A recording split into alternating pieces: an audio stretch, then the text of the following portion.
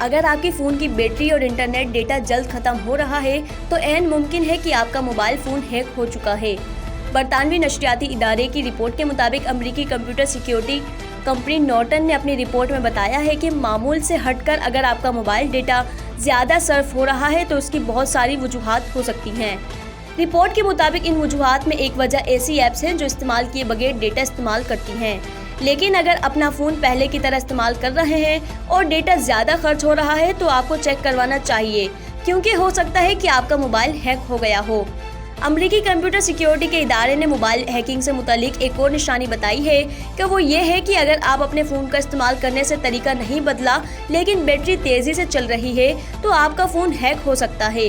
Antivirus बनाने वाली मारूफ American company Kaspersky ने अपनी तहकीक में बताया है कि हैकर आपके फ़ोन में तमाम प्रोसेसिंग पावर का इस्तेमाल कर सकता है, जिसकी वजह से आपके फ़ोन की कारकर्दगी बुरी तरह मुतासिर होती है और ये बाज़ औक़ात खुद रिस्टार्ट होने लगता है या फिर काम करना ही छोड़ देता है। अमेरिकी कंपनियों मोबाइल सार्फिन को ताकीद की है कि वो अपने मोबाइल पर नज़र रखें और चेक करते हैं कि आपका मोबाइल मामूल से हटकर तो नहीं काम कर रहा।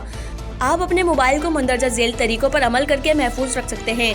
सार्फिन को अपने मोबाइल में एप्लीकेशन इंस्टॉल करते वक्त बहुत एहतियात से काम लेना चाहिए, क्योंकि ये वायरस और बैकिंग का सबब बन सकती है। कोशिश करें कि आप मोबाइल एप्लीकेशंस एप्पल या गूगल के प्ले स्टोर से ही डाउनलोड करें, क्योंकि वहां पर ज़्यादातर ऐप्स महफूज होते हैं।